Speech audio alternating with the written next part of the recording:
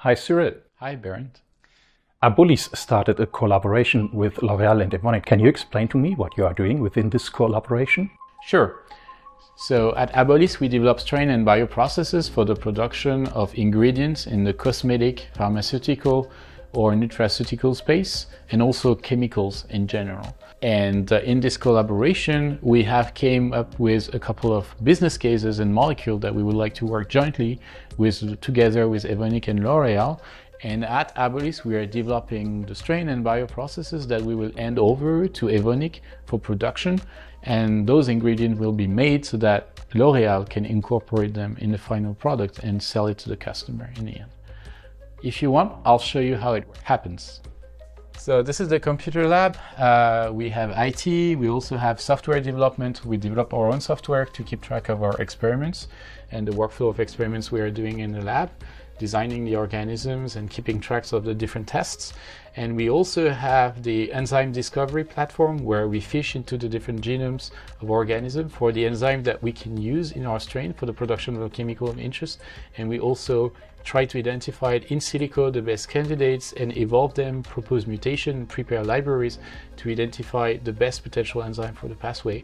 And after the selection, we test them in the lab upstairs. This is where we perform the assembly of DNA and entrance of the DNA into the cell. This is called transformation. And we select colonies and clones that will be used for later screening and identifying the strains of interest that we develop. So Cyrille, how can you test all the strains that you develop? Well, we have a certain number of strain screening procedure. One of them is being made in this robot.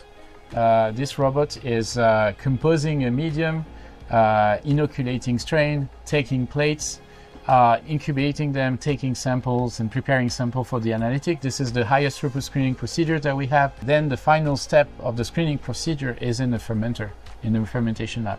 But if you agree, let's go upstairs and see how the analytics is done. I'm very interested in seeing that.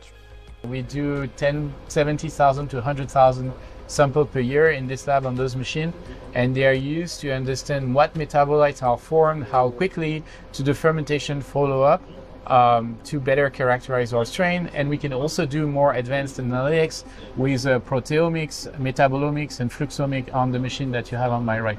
This is really important to understand the strain physiology, how it works, and to iterate on the DNA content and the bioprocess condition at which we operate the strain. Cyrille, how can you ensure that the strain that you have developed is suitable for industrial scale-up? It's a very important point. First thing first, everything we do here is a downscale model of an industrial setup, and depending on the project it can be slightly different. But the raw material we use, the type of process parameter that we use, ensure that we can upscale the process that we are developing here. So once the process and the strain are developed, we can hand this over to your team of Evonik for DSP development, upscaling and manufacturing. Thanks Cyrille, this was really impressive. I think I take this to my colleagues at Evonik.